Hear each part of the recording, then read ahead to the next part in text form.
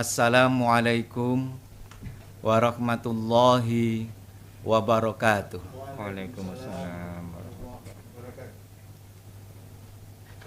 Alhamdulillahi rabbil alamin. Wabihi nasta'inu ala umuri dunya waddin.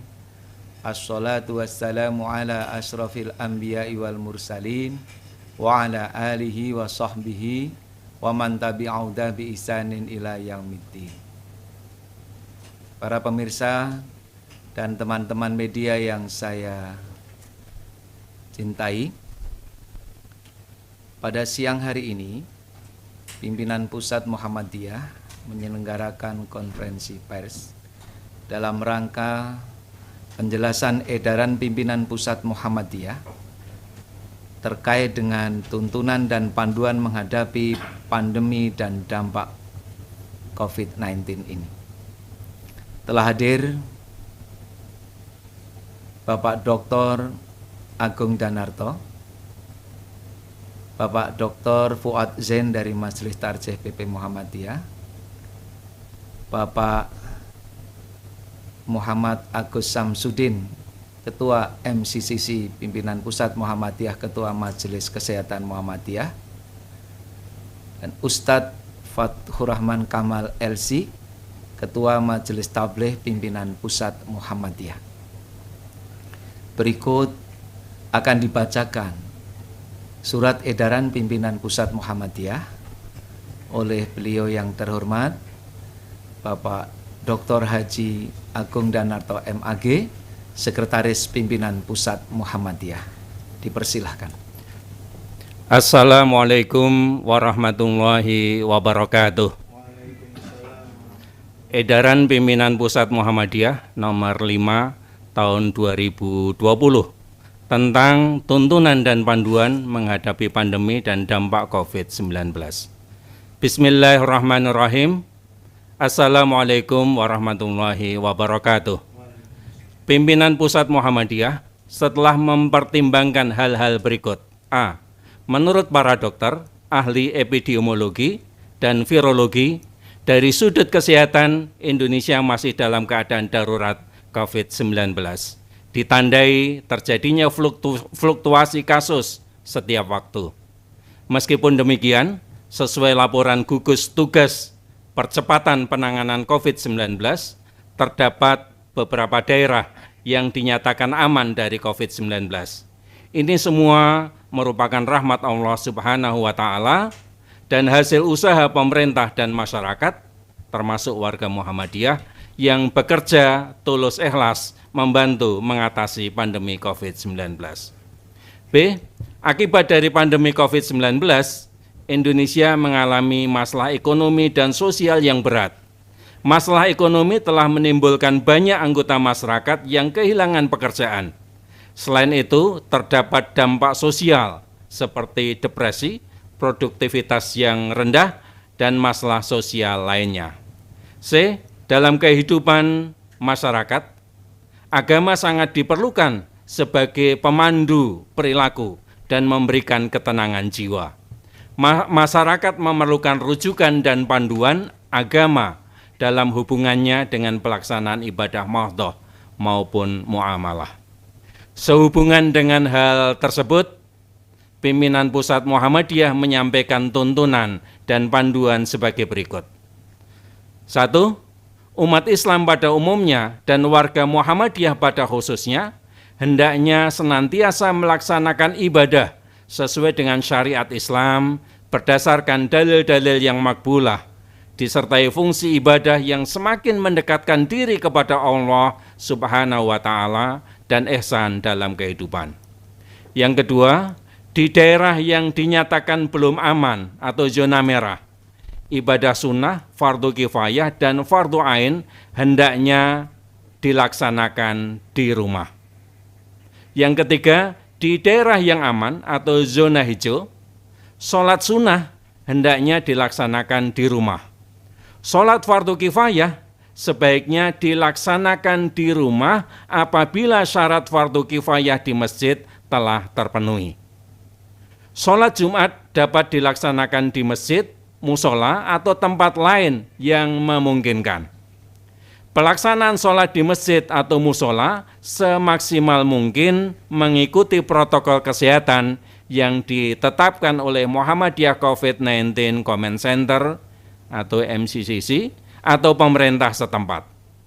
Untuk memberikan kesempatan masyarakat yang hendak menunaikan ibadah sholat Jumat, pelaksanaan sholat Jumat dengan protokol pencegahan COVID-19 dapat dilaksanakan lebih dari satu rombongan atau lebih dari satu shift, atau diperbanyak tempatnya dengan memanfaatkan gedung atau ruangan selain masjid, musola yang memenuhi syarat tempat sholat.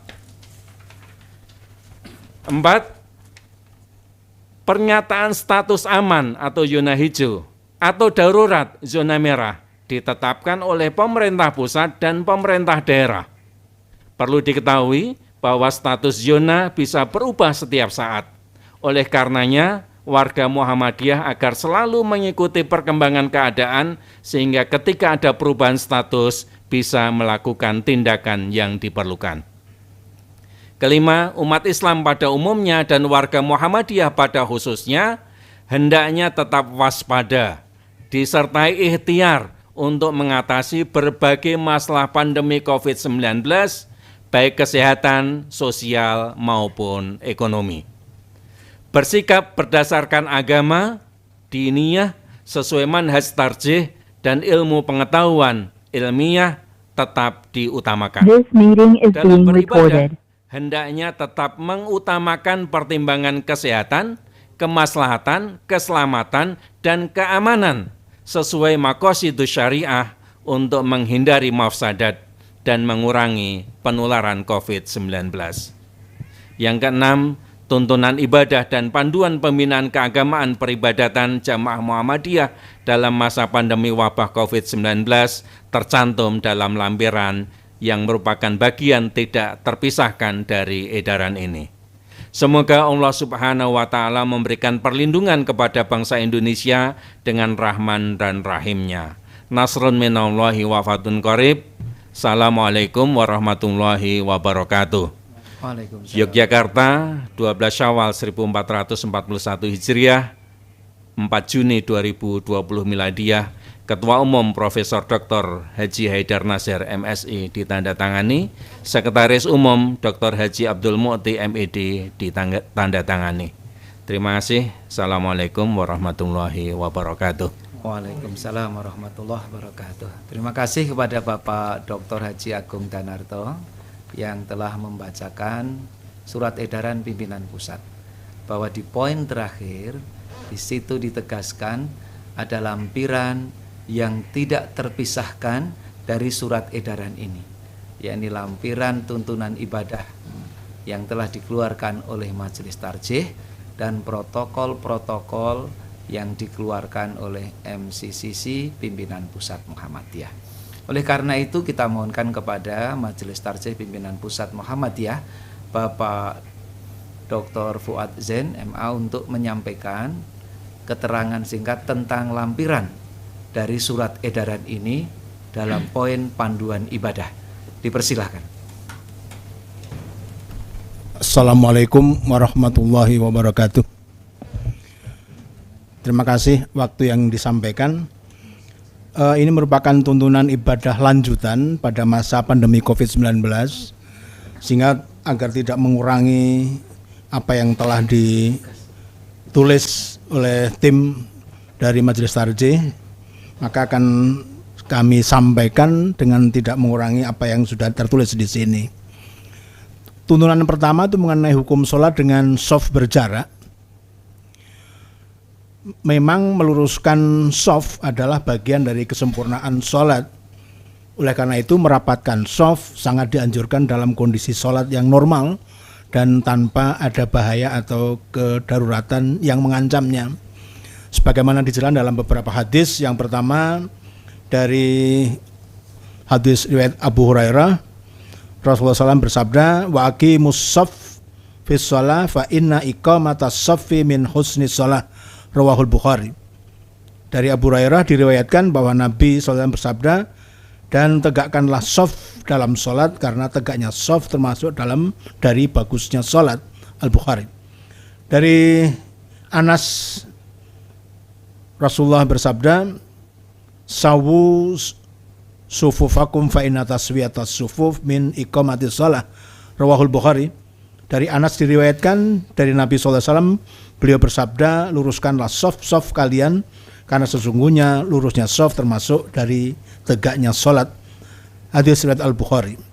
Dan dari Anas bin Malik, riwayat Imam Muslim, Rasulullah bersabda, sawu sufufakum fa inna taswiyatas shaf min tamamis shalah. Dari Anas bin Malik diriwayatkan, ia berkata, Rasulullah bersabda, luruskanlah shaf kalian, karena sungguh lurusnya shaf merupakan bagian dari kesempurnaan sholat. Dan di antara hadis yang lain ada yang berbunyi min tamamis shalah dan seterusnya.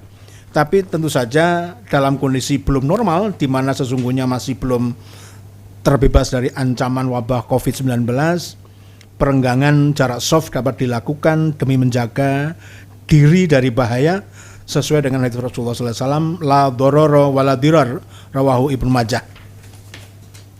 Tidak boleh berbuat mudarat dan menimbulkan madarat. Hadis riwayat Ibnu Majah. Maka dalam kondisi seperti ini, perenggangan jarak tidak menghilangkan nilai atau pahala dan kesempurnaan sholat berjamaah, karena wabah COVID merupakan uzur syar'i yang membolehkan pelaksanaan ibadah secara tidak normal.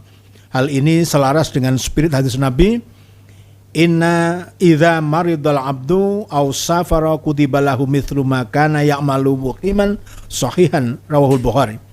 Jika seseorang hamba jatuh sakit atau sedang safar, maka pahalanya akan dicatat seolah-olah ia sedang tidak safar dan dalam kondisi sehat. Hadis riwayat Bukhari. Maka di sini Ibnu Hajar Al-Asqalani menjelaskan bahwa makna hadis ini ialah jika seseorang saat tidak bepergian jauh atau saat sehat biasa mengerjakan suatu amalan, kemudian saat ada udzur ia mengambil rukhsah atau meninggalkan sebagian amalan yang biasa dikerjakan. Sementara dalam hati ia bertekad, andai saja bukan karena udzur ini, niscaya tetap akan ia kerjakan. Maka ia dicatat tetap memperoleh pahala amal meskipun sebenarnya ia tidak melakukannya. Ini yang pertama. Yang kedua mengenai hukum sholat bermasker, bahwa mendirikan sholat dalam keadaan tertutup wajah tidaklah dianjurkan, sesuai dengan hadis dari Abu Hurairah bahwa Rasulullah bersabda, nah Rasulullah SAW ayyughattiyar rajulu fahu fis shalah, rawahu Ibnu Majah. Dari Abu Hurairah diriwayatkan, ia berkata, Rasulullah melarang seseorang menutup mulutnya di dalam sholat. Nah, dalam rangkaian salat hadis ini memang terdapat rawi-rawi bernama Al-Hasan Ibnu Zakwan yang diperselisihkan kemakbulan dan seterusnya. Tetapi sebagian menganggap hadisnya hasan dengan alasan Yahya Ibnu Sa'id adalah ahli hadis yang terpercaya meriwayatkan hadisnya. Maka dalam hadis ini terdapat larangan menutup sebagian wajah. Namun seandainya hadis ini dipandang makbul sesuai pendapat yang mengatakannya hasan, larangan tersebut tidak sampai pada hukum haram. Hal ini ditunjukkan oleh Ibnu Majah sendiri yang meletakkan hadis tersebut pada bab ma yukrahu fis shalah, hal-hal yang tidak disukai dalam sholat. Selain itu, larangan dalam hadis ini pun tidak berlaku umum karena memiliki sebab yang khusus, yaitu agar tidak menyerupai kaum Majusi di dalam beribadah, sebagaimana yang diinformasikan dalam kitab Syarah Sunan Abi Dawud karya Badruddin Al-Aini. Oleh karena itu menutup sebagian wajah dengan masker ketika sholat berjamaah di masjid atau musola dalam keadaan belum bebas dari pandemi COVID seperti sekarang ini tidak termasuk larangan di atas dan tidak merusak keabsahan sholat. Bagaimana sesuai dengan kaidah fikih al-hajah tangzilu mangzilat darurah, adanya suatu kebutuhan menempati kondisi kedaruratan. Yang ketiga mengenai hukum penyelenggaraan sholat Jumat secara shift. Pelaksanaan sholat Jumat sebagaimana sholat wajib yang lain sesungguhnya diutamakan untuk dikerjakan pada awal waktu. Oleh karena apabila sholat Jumat dilaksanakan 2 kali atau lebih, maka yang demikian itu dapat menyebabkan rombongan kedua dan seterusnya tidak mendapatkan keutamaan sholat pada awal waktu. Padahal Rasulullah sangat menekankan umatnya agar melaksanakan sholat pada awal waktu sebagaimana hadis dari Al-Walid bin Aizar bahwa dia mendengar Abu Amr Asy-Syaibani yaqulu akhbarona sahibu hadhihi dar wa auma'a biyadihi ila dari Abdillah qala sa'altu Nabi sallallahu alaihi wasallam ayyul amal ahabbu ila Allah qala as-shalah ala waqtiha qala thumma ayun qala birrul walidain qala thumma ayun qala al-jihadu fi sabilillah. Riwayat Bukhari wa Muslim. Jadi jelas bahwa di sini ada anjuran yang dicintai oleh Allah adalah kalau sholat itu di awal waktu.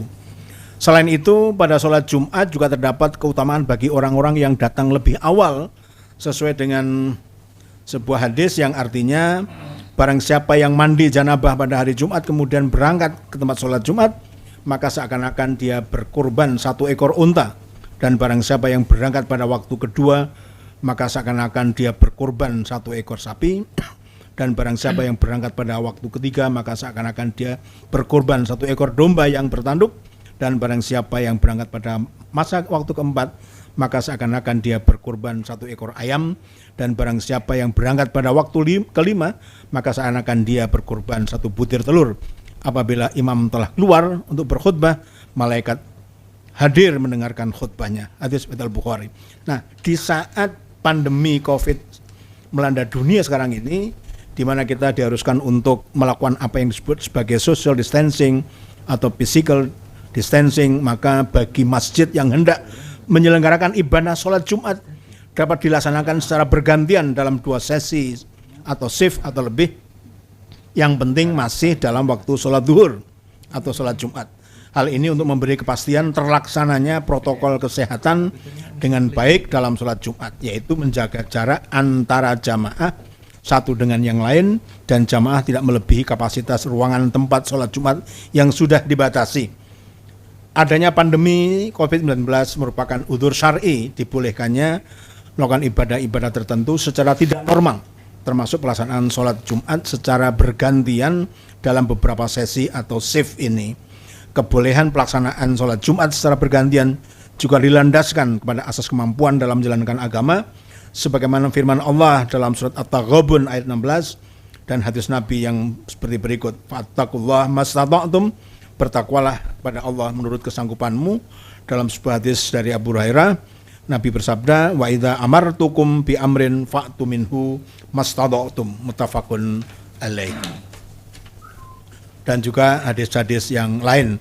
Maka di dalam hadis ini diberi rukhsah untuk menunda seluruh jamaah sholat karena adanya udzur syar'i, yaitu dalam hadis Al-Bukhari dan Muslim bahwa panas matahari yang menimbulkan masyaqqah.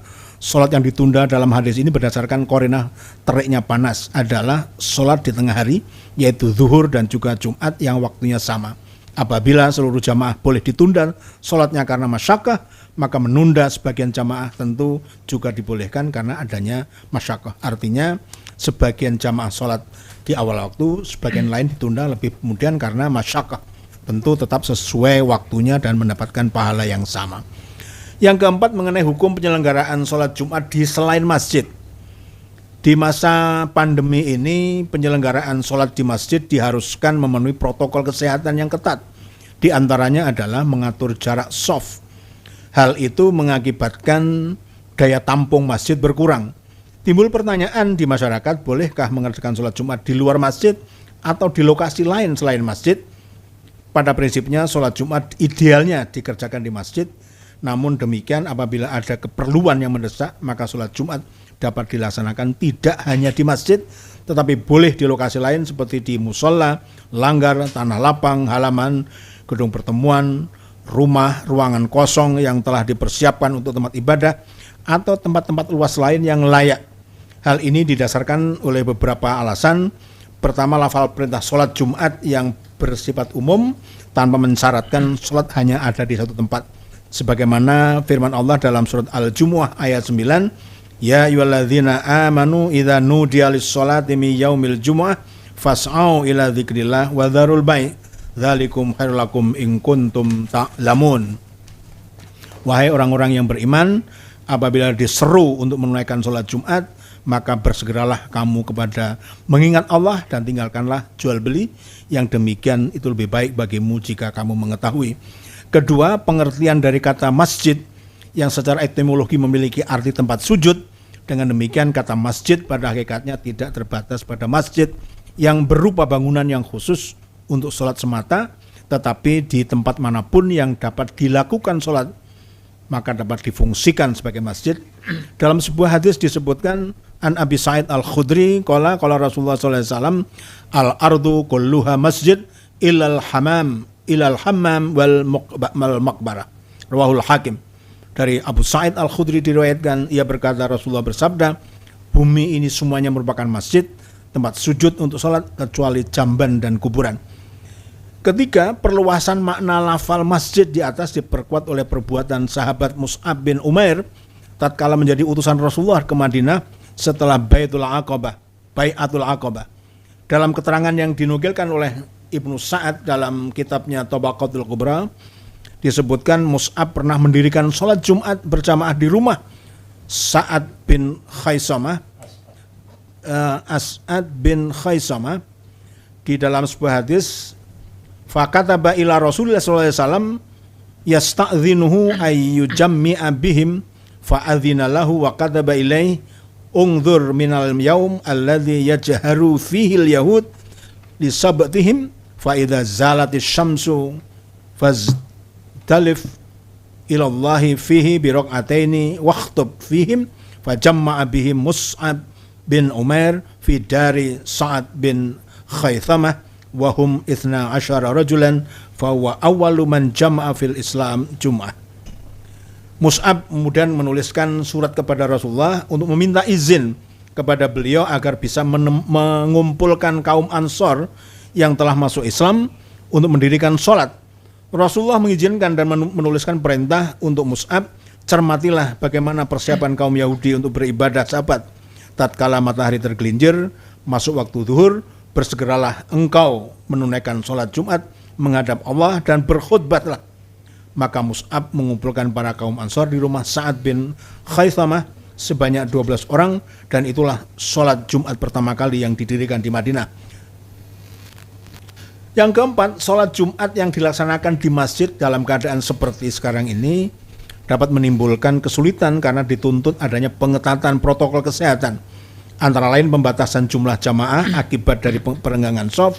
Sementara itu, salah satu sifat agama Islam adalah selalu menghindarkan dari kesulitan dan kesempitan. Di dalam surah Al-Hajj ayat 78 disebutkan wa ma ja'ala 'alaikum fid dini min haraj, dan Allah sekali-kali tidak menjadikan untuk kamu dalam agama suatu kesempitan. Tercatat dalam sejarah bahwa memindahkan lokasi sholat hakikatnya pernah diperbolehkan oleh Rasulullah kepada seorang sahabat bernama Idban yang meminta izin khusus pada Nabi untuk menjadi imam di rumahnya, sebagaimana hadis yang diriwayatkan oleh Al-Bukhari an Idban bin Malik Al-Ansari thumma ahada bani Salim qala kuntu usalli li qaumi bani Salim fa ataitu Nabi sallallahu alaihi wasallam fa qultu inni angkartu basari wa inna suyul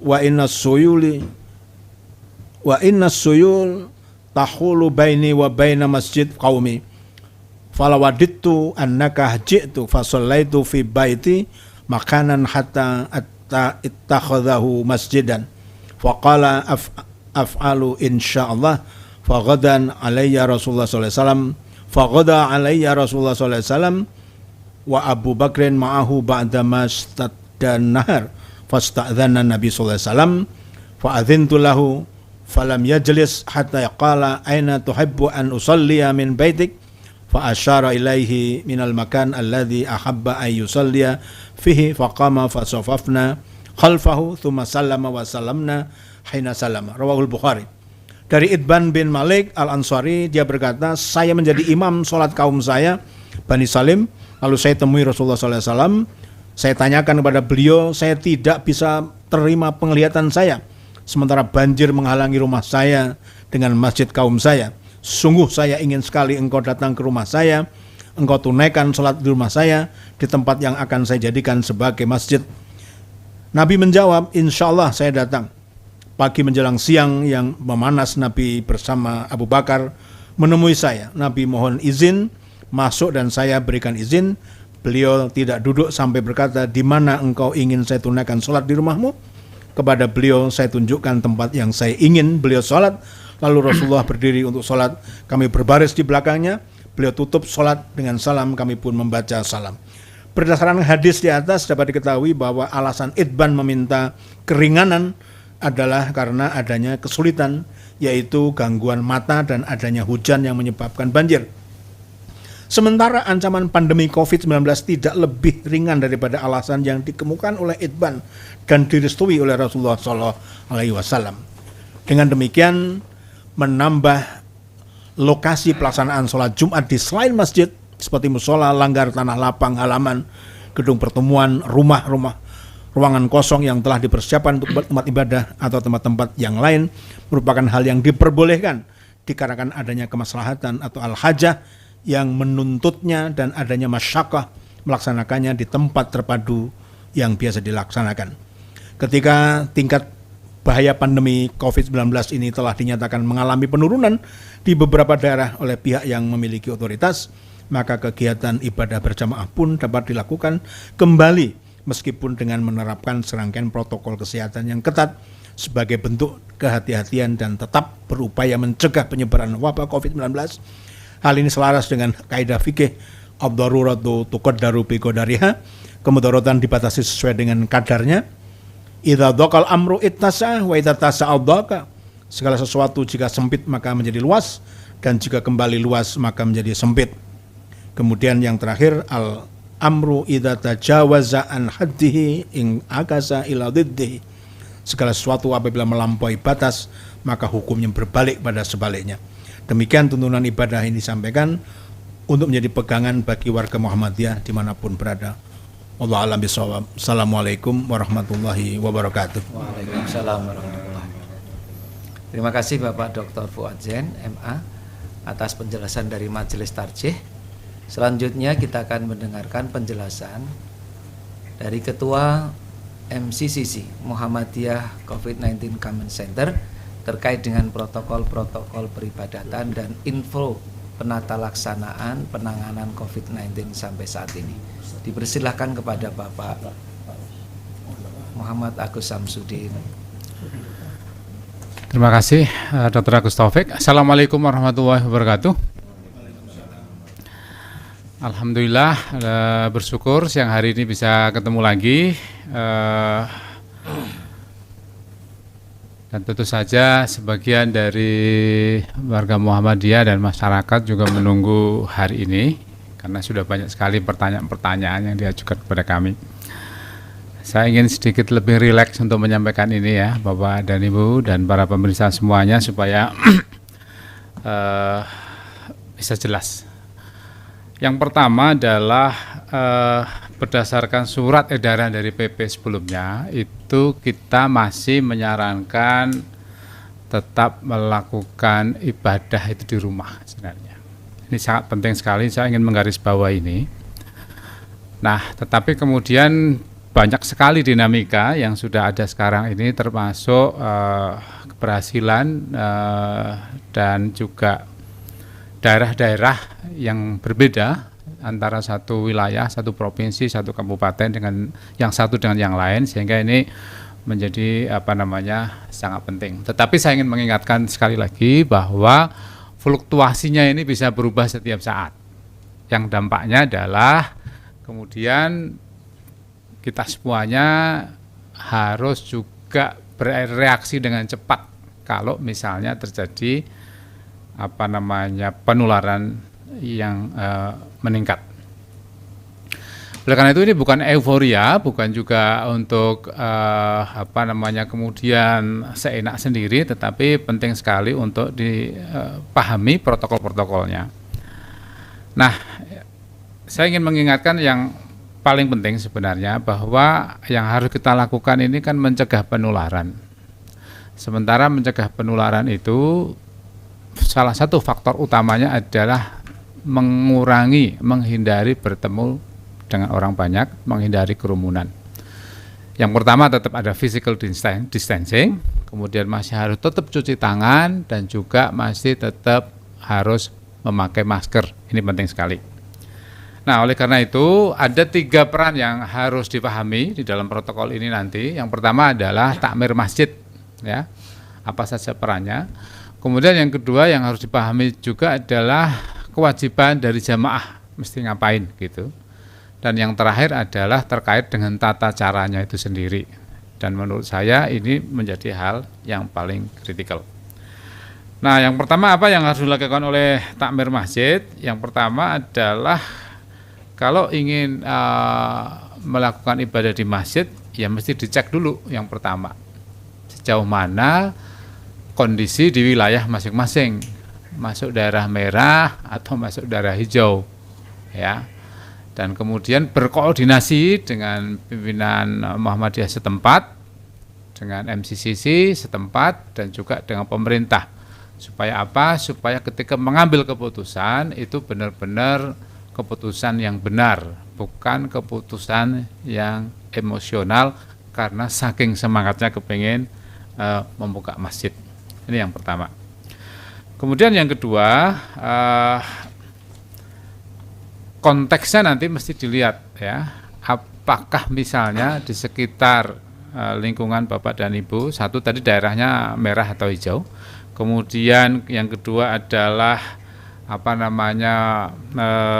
masih ada nggak pasien ODP, PDP yang ada di tempat Bapak Ibu semuanya, ya. Dan betul-betul kemudian sebelum ini dilakukan, tugas takmir masjid adalah memberikan edukasi dan sosialisasi kepada jamaah. Ini menurut saya yang penting, termasuk juga mempersiapkan peralatan-peralatan yang dibutuhkan. Ya, mulai dari termogan, kemudian hand sanitizer, terus kemudian pengaturan soft supaya bisa 1,5 meter, dan kemudian juga tempat wudhu, ya, tempat wudhu juga supaya tidak terlalu berdekatan harus diselang-seling, plus mesti ada pengawas. Ya. Pengawas ini penting sekali untuk apa? Untuk mengingatkan jamaah supaya kita bisa tertib. Kalau tidak diawasi, kita khawatir nanti physical distancingnya dilanggar. Ya. Kemudian yang berikutnya, kami minta pengurus takmir juga tidak mengadakan acara-acara di masjid, pengajian dan seterusnya. Kalau bisa sekarang pakai daring dulu, ya, tidak melakukan. Kalau misalnya harus dilakukan, mungkin bisa pakai pengeras suara, tapi kemudian jamaah mendengarkan di rumah. Kalau itu kemudian secara lingkungan terpenuhi. Nah, selanjutnya adalah terkait dengan jamaah yang rentan. Jamaah yang rentan ini adalah satu, anak-anak. Kemudian adalah jamaah usia 60 tahun ke atas. Yang ketiga adalah jamaah yang mempunyai penyakit-penyakit, ya, ada riwayat penyakit penyerta, yaitu bisa jantung, bisa diabetes, bisa darah tinggi, ya. Secara statistik angka fatality yang ada di Indonesia ini sebagian besar, ya, itu ada di usia 60 tahun ke atas, ya, dan kemudian ada penyakit penyerta yang telah saya sebutkan. Nah, ini betul-betul harus dipahami oleh pengurus takmir dan kemudian dijelaskan kepada jamaah. Ya, termasuk anak-anak. Mohon maaf tadi anak-anak tidak saya sebut, anak-anak untuk tidak ikut berjamaah di masjid. Nah, ini betul-betul dipahami. Nah, kalau sudah dipahami maka kemudian sosialisasi kepada jamaah. Nah, kepada jamaah tentu saja kami harap persiapan semuanya sudah di rumah. Mulai dari wudhu, bawa sajadah, ya, cuci tangan dan sebagainya sudah ada di rumah. Kalau diperlukan sholat sunnahnya juga dikerjakan di rumah.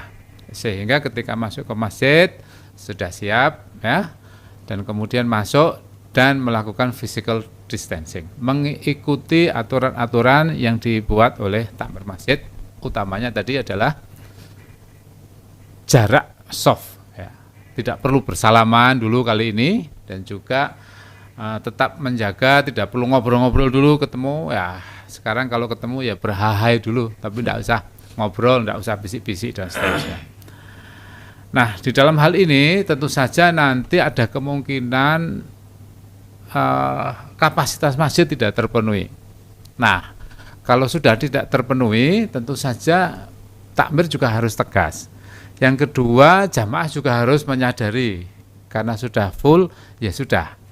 Apakah bisa di tempat lain, ya, bisa di luar, atau kemudian sholat jamaah di rumah masing-masing. Nah, ini menjadi penting sekali ya, dan perlu kesadaran dari semua pihak untuk tetap disiplin. Yang terakhir adalah tata caranya itu sendiri. Bagaimana misalnya kalau harus sholat itu ya mungkin kali ini suratnya pendek-pendek dulu lah gitu.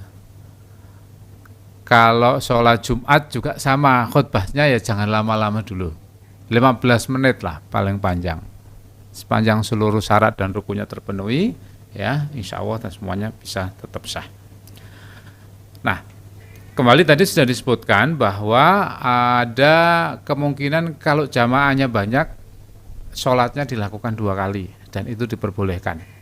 Dan sebenarnya hal-hal yang seperti ini sudah jamak dilakukan. Saya tahu di Indonesia ini kalau sekolah-sekolah yang muridnya banyak itu biasanya sholatnya juga sudah 2 kali. Kalau Bapak dan Ibu pergi ke luar negeri itu sholatnya sudah terbiasa. Ada yang 2 kali, ada yang sampai 3 kali karena jumlah kapasitas masjidnya tidak terpenuhi, tidak sebanding dengan jumlah jamaah. Nah, Bapak dan Ibu semuanya yang saya hormati, inilah yang ingin saya sampaikan. Dan yang terakhir sekali, tolong betul-betul mengikuti perkembangan COVID-19 ini. Artinya apa? Kalau misalnya di daerah Bapak dan Ibu semuanya di sekitar masjid ada 1 orang saja yang terkonfirmasi, maka setelah itu masjid ditutup, dibersihkan, ya, dibersihkan, ya, untuk sementara. Nah, ini penting sekali. Jadi apa yang kita lakukan ini sebagai sebuah ikhtiar, tetapi kemudian kita semuanya sekarang harus siap seandainya ada perubahan-perubahan, karena memang sekarang ini ada ketidakpastian, ada dinamika yang tidak bisa kita kontrol di luar. Terakhir sekali lagi kepada pengurus masjid untuk siap-siap juga menyediakan desinfektan sehingga penyemprotan desinfektan juga bisa dilakukan secara efektif, ya, secara berkala yang kemudian bisa menjamin jamaah kita tetap sehat dan tidak tertular. Kita berdoa kepada Allah Subhanahu wa taala, ikhtiar yang kita lakukan ini menjadi sebuah ikhtiar yang baik, yang kemudian upaya kita untuk mencegah, tetapi tetap secara rasional bahwa agama Islam itu penuh dengan akal sehat, bukan dengan emosi saja. Terima kasih, demikian penjelasan kami. Seandainya nanti ada pertanyaan-pertanyaan bisa diajukan kepada MCCC Pusat untuk dapatkan penjelasan. Dan setelah ini tentu saja kami akan ikuti dengan pembuatan brosur, leaflet dan sebagainya supaya memberikan penerangan kepada jamaah sekalian. Terima kasih, saya kembalikan ke Dr. Agus. Assalamualaikum warahmatullahi wabarakatuh. Waalaikumsalam. Terima kasih kepada Bapak Muhammad Agus Samsudin MM atas penjelasannya selaku Ketua MCCC. Selanjutnya yang terakhir akan diberikan penjelasan dari Ketua Majelis Tabligh terkait bagaimana menjaga masjid di era pandemi COVID yang masih tinggi ini. Terima kasih. Monggo, Ustaz.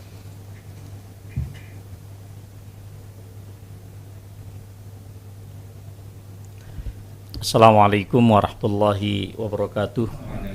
Alhamdulillah, wassalatu wassalamu ala man la nabiyya ba'dah wa ala alihi wa sahbihi wa ala ummatihi walladzina tabauhu bi ihsanin ila yaumiddin, amma ba'd. Usi nafsi wa iyyakum bitaqwallah. Kami sampaikan pesan khususnya kepada para dai, para mubalik, para pengurus Masjid Muhammadiyah. Pertama yang kami tekankan adalah kita berada dalam suatu situasi yang sesungguhnya belum normal sama sekali. Kita berada juga dalam suasana keterbukaan informasi yang sedemikian dahsyat. Oleh karena itu, kepada para dai dan mubalik Muhammadiyah serta pengurus masjid-masjid Muhammadiyah di seluruh Indonesia agar berpegang teguh dengan apa yang telah disampaikan oleh Majelis Tarjih di dalam persoalan-persoalan praktis ibadah kita.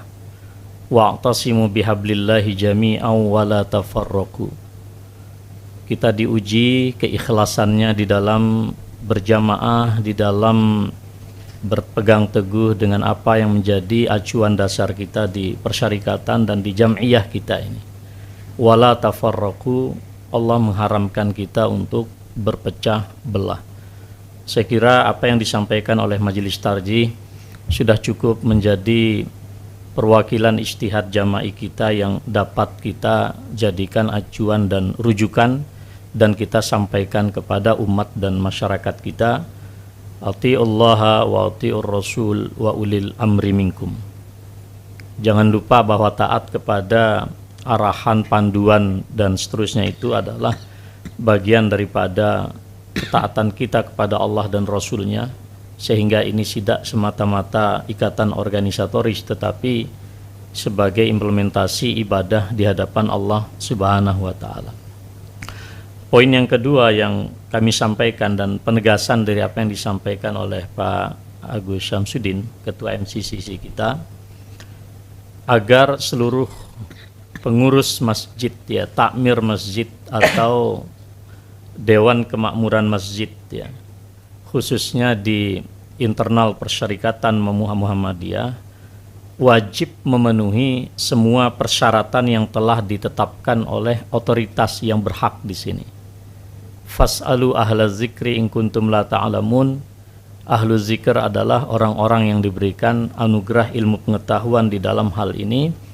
Secara khusus saya menyebutkan adalah tentu adanya gugus tugas COVID-19 di negara kita, dan secara khusus pula pimpinan pusat Muhammadiyah sampai di seluruh struktur bawahannya itu memiliki Muhammadiyah COVID-19 Command Center. Mereka adalah para ahli yang kita percaya keilmuan dan integritas mereka. Oleh karena itu pesan kami dan kami tegaskan, jangan ada takmir masjid yang bermain-main dengan persoalan persyaratan atau protokol kesehatan. Jadi bolehnya itu tidak bersifat mutlak sesungguhnya, tetapi boleh yang bersyarat. Artinya ini bukan pertanggungjawaban kepada otoritas negara atau persyarikatan, tetapi juga pertanggungjawaban kita sebagai takmir di hadapan Allah Subhanahu wa taala. Jadi jangan bermain-main dengan euforia jamaah dan masyarakat kita lalu mengabaikan al-akhdzu bil asbab. Ya, al-akhdzu bil asbab, mengambil hal-hal dan langkah preventif yang bersifat objektif, ya. Poin yang ketiga yang kami tegaskan adalah kullukum mas'ulun wa kullukum ra'in wa kullukum mas'ulun an ra'iyati. Setiap Anda pemimpin, para takmir, para DKM masjid adalah para pemimpin terhadap yang dipimpin, dan Allah akan memintai pertanggungjawaban terhadap kepemimpinan ini, terutama di dalam menjaga jiwa, menjaga, ya, semua hal yang berkaitan dengan jamaah. Jadi selalulah kita berpegang pada trilogi tablik dan dakwah kita di Muhammadiyah, selalu mencerahkan, menggerakkan dan menggembirakan, memberikan edukasi yang mencerahkan, edukasi yang memberikan sikap positif terhadap realitas yang sedang kita hadapi. Jangan mengajak masyarakat kita dan umat kita untuk positive thinking, apalagi negatif, ya. Jangan mengajak negatif thinking, berpikiran negatif, berperasaan negatif, curiga dan seterusnya. Mari kita bangun sikap positif, karena ini adalah bagian daripada implementasi hadis ana inda zanni abdi bi. Kita husnuzan kepada Allah Subhanahu wa taala. Ya, kemudian poin berikutnya yang kami tegaskan adalah ketika suasana ini mengalami suatu perubahan yang sangat dinamis, ya, Dan saat ini barangkali kegembiraan dan bisyarah bagi kita umat Islam untuk kembali ke masjid dengan persyaratan yang sangat ketat ya. Maka gunakanlah momentum kita kembali kepada masjid ini sebagai momentum fafirru ilallah. Kita kembali kepada Allah Subhanahu wa taala. Wa idza sa'alaka ibadi anni fa inni qaribun ujibu da'watad da'i idza da'an. Kita gunakan kesempatan ini untuk menata kembali struktur ihsani kita, qalbu kita, munajat kepada Allah Subhanahu wa taala, agar negara kita ini segera dibebaskan dari wabah ini. Dan jangan lupa mendoakan negara kita atau negeri kita ini, Rabbi ja'al hadza baladan amina, agar dijadikan negeri yang aman, damai, tentrem. Dan terakhir, menegaskan apa yang disampaikan oleh Ketua MCCC kita tadi, Pak Dr. Agus Syam. Saya menegaskan agar dakwah kita terus galakkan, ya. Kita galakkan dakwah dalam jaringan. Jadi jangan sampai kemudian keterbatasan interaksi secara fisik di masjid itu menjadi alasan dakwah ini terhenti. Kami di Majelis Tabligh Pimpinan Pusat Muhammadiyah, insya Allah setiap hari pagi, siang, sore kita bersiap sedia untuk melayani umat kita agar dakwah ini tidak terputus, terutama melalui daring, dakwah dalam jaringan. Saya kira demikian. Terima kasih. Assalamualaikum warahmatullahi wabarakatuh. Waalaikumsalam warahmatullahi wabarakatuh. Terima kasih Ustaz Fatur Rahman Kamal LCMAG, Ketua Majelis Tabligh Pimpinan Pusat Muhammadiyah. Bapak Ibu, demikian tadi telah dibacakan surat edaran.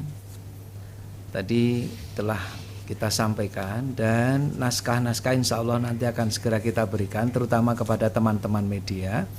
Termasuk lampirannya sudah disiapkan oleh pimpinan pusat Muhammadiyah. Oleh karena itu, nanti dialog dengan teman-teman media akan kita lakukan setelah acara ini kita tutup. Sekali lagi terima kasih kepada Bapak Dr. Haji Agung Danarto MAG, Bapak Dr. Fuad Zain MA, Bapak Ustadz Fatur Rahman Kamal LCMAG, Ketua Majelis Tabligh, Bapak Dr. Agus Samsudin, Ketua MCCC PP Muhammadiyah, atas proses konferensi pers ini. Dan setelah ini sekali lagi teman-teman media bisa berdialog dengan kami. Tapi sementara ini waktu kami kembalikan ke studio, kita aturkan terima kasih dan kita akhiri seluruh rangkaian konferensi pers ini dengan melafadzkan bacaan hamdalah. Alhamdulillahirabbil alamin. Dari kami ada kurang hal kita mohon maaf, dan marilah umat Islam, masjid, seluruh amal usaha Muhammadiyah menjadi teladan dalam ikut berikhtiar mengatasi pandemi COVID-19 ini. Bagi kita umat Islam, khususnya warga Muhammadiyah, ikhtiar menghadapi pandemi COVID-19 ini adalah bagian dari jihad kemanusiaan. Maka masjid dan seluruh amal usaha harus menjadi teladan di jihad kemanusiaan ini. Assalamualaikum warahmatullahi wabarakatuh. Waalaikumsalam.